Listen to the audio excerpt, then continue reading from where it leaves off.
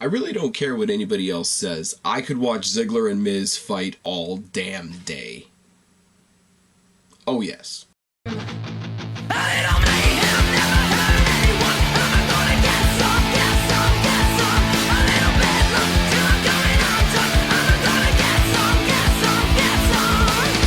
What's going on, everybody? It's your buddy, it's your pal Spaz, Phoenix, the YWC Reality Check here with your March 17th SmackDown review. I gotta say, off the top of my head, this episode of SmackDown felt very short. Now, I will admit that because I watch SmackDown on Wednesdays, and I do most of the notes on Wednesdays, it's because by the time I'm done watching NXT, SmackDown is already half over. I rewind, I watch the show, I can fast forward the commercial, I can fast forward the repeats, or the replays from Raw. But even still, this show gave me two great matches. People will agree with me on one of them and not agree on the other one. That's fine. Two great matches, and it felt short. It was only, you fast forward through the commercials and whatnot, it's only about an hour and 20-minute long show. Now, that isn't to say that I'm going to go on with everybody else and say, oh my god, Raw should be back to 2 hours, Raw should be back to an hour and a half, all that retarded bullshit. But this show just went like this. One after another after another. Starts off with Roman Reigns, which everybody groans about, but they need to get over it. The promo he cut was like 2 minutes long. They replayed the beatdown that he gave Triple H on Raw. He basically said that's what Triple H gets for running his mouth. That's what he's going to get next time we're in the same zip code. I'm going to destroy him at WrestleMania and become the champion. Believe that. And he pieces the fuck out and we don't see him again. So, 2 minutes. Beginning of the show, got it out of the way. The people that hate Roman Reigns, like he's John Cena 2.0, he was on your TV for 2 minutes. So pause it or mute it or go get yourself a beer, have a piss, do whatever. This didn't hurt anything.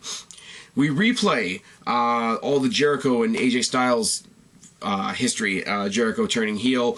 Jericho doing his big speech on SmackDown last week where he burned the shirt and he was being all creepy over the burning garbage can, and then AJ Styles getting his shot in on Monday after the whole debacle with Jericho and Neville, which I may or may not talk about at another time. AJ's being interviewed in the back talking some shit about Jericho. He's interrupted by Owens.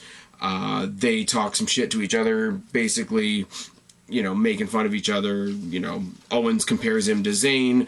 AJ compares him to Jericho. They have a match tonight. You shouldn't be thinking about making friends. You should be thinking about this. I'm a champion. You're not. Very, very typical stuff. And the other thing, too, is when Owens walks away, he looks at AJ Styles and he looks at Renee Young, and he just says, you two have the same hair. And he walks away, which is kind of on point.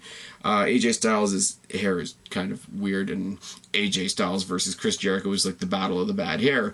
Everybody remembers the battle of the billionaires years and years and years ago between Vince McMahon and Donald Trump, the battle of the hair versus hair, etc. The running joke, at least on one of the podcasts I listened to, was that Jericho versus Styles should be a hair versus hair match, which would just make me laugh. We got Ziggler versus The Miz again, which is great. I like these two. I like the way these two work together in the ring. Now, I know the popular thing to say in the YWC is you can't see any match more than once.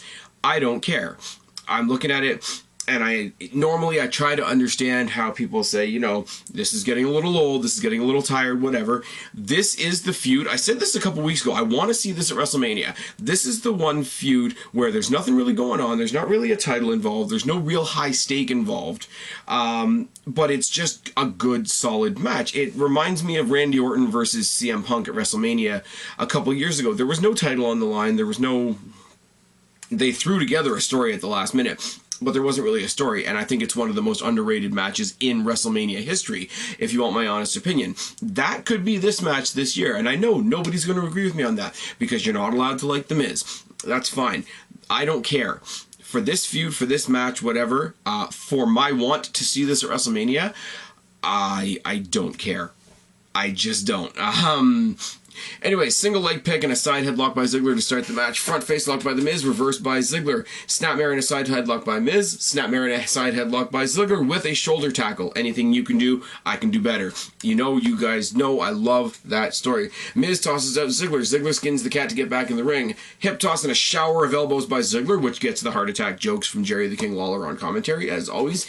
Hangman by The Miz, drop kick by Ziggler. Miz baseball slide drop kicks Ziggler. right out of the ring as we go to commercial break. We come back, top rope axe handle by The Miz and stomps the chest and then locks in a body scissor. So knocked him down, beat in his chest, and then put in a submission that could properly utilize the beatdown that he just gave on the chest. Good psychology from The Miz. It happened. Moving on. Back elbow by Ziggler, clothesline, and then another clothesline, and then a splash and a neckbreaker. Scoop slam by Ziggler, kitchen sink by The Miz, and a boot to the face. Skull crushing finale fails. The famouser fails. Figure 4 leg lock by The Miz lasts for a little bit, but as soon as Ziggler recovers, he's got a super kick and he's got himself the win. This match, guys, take your blinders off for a second. Ignore your hatred for The Miz. Watch this match again. This match is good. Given more time and a proper platform, this could be a fantastic match. Because it was only given a little bit of time and because it was on SmackDown, so it was rushed and there's no real story development on it as of yet. It's only potential right now. But the potential is there for it to be great. This should happen at WrestleMania. Speaking of things happening at WrestleMania, we replay the match between Ryback and Sin Cara from Raw. We replay the challenge that Ryback led out to Kalisto. We then see Kalisto being interviewed by Michael Cole, talking mostly in Spanish, which is nice, but he accepts the challenge for WrestleMania, and he says it's going to be his honor to face Ryback at WrestleMania, which is great.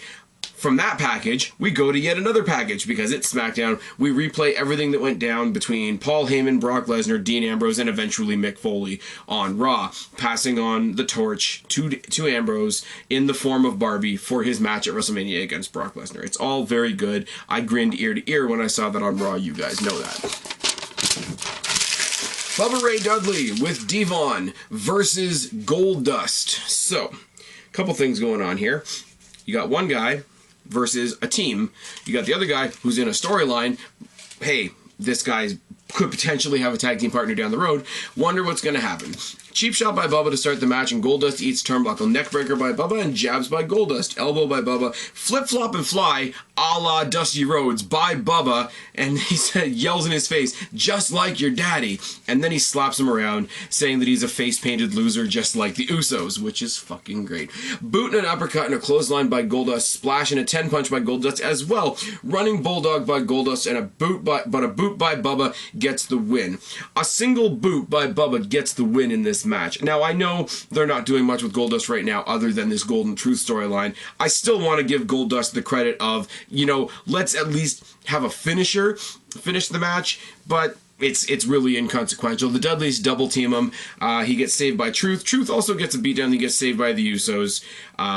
Dudleys bail, keep their heat. Usos look great because they've made the save. Now the babyfaces got the advantage over the heels 4-on-2. But, you know, we won't let the fact get in the way of a good story. Charlotte comes out with her dad, talks about WrestleMania, talks about her past with Becky and Sasha, calls them both out to the ring. Becky joins and says she's going to be the next champion. Sasha Banks eventually joins, saying that she's the boss. She doesn't answer to Charlotte, and she's definitely not going on Charlotte's schedule. Charlotte goes over some of their history in NXT and how she went to her dad and told her dad that the three of them plus Bayley could be known as the Four Horsewomen, just like her dad was part of the Four Horsemen. She said she's come out tonight to make a big apology, but the apology is to her dad because neither one of these two deserve to be the Horsewomen. Becky talks some trash. Sasha mentions that she's undefeated since coming to the main roster, which I'm not sure is 100% true because she was saddled with the loser known as Naomi for a while, so I'm pretty sure she lost some tag matches, but I don't know that she's gotten pinned. I'm not going to go back and look. I'm going to be perfectly honest with you guys, but if they're going to play up the story that she's undefeated, that's fine. Becky and Sasha start bickering at each other. They both notice Charlotte laughing at them. Charlotte eats an exploder suplex and a backstabber from Sasha as we end the segment. So the two babyfaces are fighting. The heel doesn't really get the upper hand. They're doing this we're going to keep it even booking with these three going into WrestleMania. I know it's basically her only source of personality, but can we please get Ric Flair out of this just until WrestleMania is over? I mean, I know Ric Flair wants to be there for his daughter. That's fine. I legitimately get that. I know WWE's going to want him there for the name value for WrestleMania. I do get that. There's money attached to that idea, but Charlotte doesn't have a personality, and the fact that they're keeping Rick there as her crutch is not forcing her to develop one, and it's sad. It's the only thing missing from this match, which, let's be real. Okay, characters aside, Sasha Banks' character is great. I love Becky Lynch. You guys know this. I wish Paige was involved, but we can't have everything. Characters aside, this is going to be a great match. I just wish Charlotte had a character so that I could hate her, so that I could love it even more when one of the other two wins. Because let's be real, whoever it is that beats Charlotte for the championship, she's not leaving WrestleMania with that title. There's not a chance in hell. It's just not going to happen. I know somebody else out there in the YWC recently tried to brand themselves the YWC Reality Check, or tried to brand one of their friends the real IWC Reality Check, but here's the one and only, the original article telling you Charlotte is not leaving WrestleMania with that championship. And yes, I'm talking to you, and I don't care that you're going to be there. Original article. Just saying, for better or for worse, 100% original deal. Kofi Kingston versus Wade Barrett gives us a reason to announce that we're going to see the New Day versus the League of Nations at WrestleMania. Now, let me see if I can pile all these facts up. You've got a 3-man heel tag team championship team versus a 4-man heel team. I'm guessing the tag team titles are going to be involved, but they haven't told us whether it's going to be 2 of the New Day versus 2 of the League of Nations, whether it's going to be all 3 of the New Day versus 3 of the League of Nations, or whether it's going to be a 3-on-4 handicap match. It's very awkward booking. The New Day are fully face now, but they're still doing their heely, joking, mocking everybody else stuff. So it's kind of, as a fan, you're left with, I know I'm going to cheer the New Day because they're awesome, but in this story, who am I supposed to cheer? And they haven't really laid out what the match is, and they have it in the match graphic when they put it up on the screen with everybody, and it's all good, and nice flashy WrestleMania logo and all that sort of thing. It doesn't say that it's for the tag team championships. So they've thrown this idea out there. New Day is a blob over here. League of Nations is a blob over here. They're going to collide, but they need to refine some of the WWE needs to refine some of those details for us as fans. That's just a fact. There's not much to this match. There really, really isn't. Dropkick and a mudhole stop by Kofi Kingston and a pendulum kick. Barrett boots Kofi out of the ring, clubs and knees in the corner. Back elbow, a boot, and a springboard crossbody by Kofi. DDT by Kofi. Woods and Del Rio go at it on the apron. Rusev tries to interfere with the match and gets taken out by Big E. Who's the last one left? Sheamus. Sheamus adds to the outside scuffle. The outside scuffle becomes a 3-on-2. The distraction leads to basically good shit for Kofi Kingston, even though they get beaten down. All the hoopla on the outside of the ring allows him to get a spring kick and a quick roll-up for the win. So the babyface heels get a fluky heel win over the heelier heel team. It's a mess. Whatever it is, I'm pretty sure it's going to be damn entertaining at WrestleMania, don't get me wrong. But right now, the way it's coming together is kind of a mess. So I don't really know what to say about it, so I don't know how excited I can be about it. I hope that's not me being a downer, because I'm really not. I'm the super positive guy, as you guys all know, as I've been accused of. But I don't know what to do with this match as a fan. Does that make sense? What else I don't know what to do with? I don't know what to do with the Social Outcasts, who come and sit on the apron and cut kind of a sad, lackluster promo about how all 4 of them are going to win the Andre the Giant Memorial Battle Royal.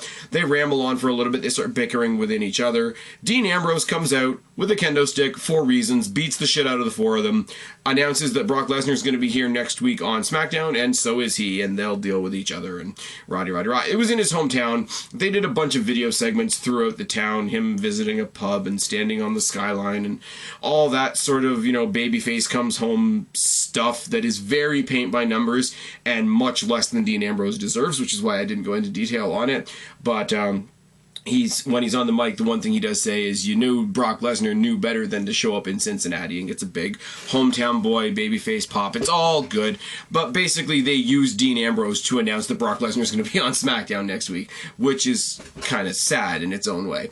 Anyways, what's not sad is our main event, Kevin Owens versus AJ Styles. Now, You guys know, I said this. This is another thing I wanted to see at WrestleMania. I'm not going to see it because Kevin Owens is probably facing Sami Zayn and AJ Styles is probably facing Chris Jericho. But these two worked a house show the same night that I was at Roadblock. They did a Iron Man match. They did the big work shoot promo that I talked about in a video 2 videos ago. I wish we were getting this at WrestleMania as well. Can't always get what I want. If I can't get this, I better get Ziggler versus The Miz, but that's another story for another day. Collar and elbow tie-up and a side headlock by Owens and a drop kick by AJ. Owens eats the turnbuckle and chops in the corner by AJ. Fireman gutbuster and running senton by Owens. All working the midsection. It's all fucking great. And AJ sells pretty fucking well. Let's be real. Coming back from commercial break, Owens rides a headlock and a takedown by the hair. Owens eats post shoulder first crazy punches and kicks by AJ as he does. Back body drop by Owens. Slingshot forearm on the outside by AJ, which is cool because when he does it in the ring, he's on the apron going into the ring, which is level. When he does the springboard to the outside, he's actually coming down on the guy with the elbow. It almost looked like he wanted to do a crossbody, and at the last minute he remembered, oh yeah, I'm supposed to do a forearm. It was a little messy looking, but it made it look better. It's one of those scenarios. I've been talking about that a lot recently in a lot of my last few videos as well. When things look less crisp, when things look less pretty, sometimes they look more dangerous, and that can help a match. Boot and Enziguri by Styles, clothesline by Owens, both men trade punches and forearms, super kick by Owens, Pele by AJ, torture rack into a bomb by AJ, which is not only a cool looking move, especially a cool looking move on a guy like AJ doing it to a guy like Owens who's so much bigger than he is. Hangman by AJ, but Jericho pops up on the ramp, complete with pyro. That distraction is enough to hit a boot and a pop-up powerbomb for Owens, and Owens to escape and get out of dodge with a quick win. Codebreaker by AJ, Codebreaker on AJ by Chris Jericho to end the show while he's doing his creepy, slow, monotone AJ Styles chants to an unconscious AJ Styles. Jericho in purest heel Jericho form to end the show. Fucking great. This show, guys, was a lot of fun. I liked this match. I liked Miz versus Ziggler. The other stuff wasn't too bad. Even Ambrose going nuts on the Social Outcasts was entertaining. So if you didn't see it, I would almost say go back and give it a watch. But short show. So, short video. It looks like it's not even 14 minutes. Anyways, I've been Spaz, your YWC Reality Check. Subscribe up there, talk down there, start a conversation. Keep all these conversations going. Don't be a stranger. I'll talk to each and every last one of you later. But for right now, I'm tagging out. Bye.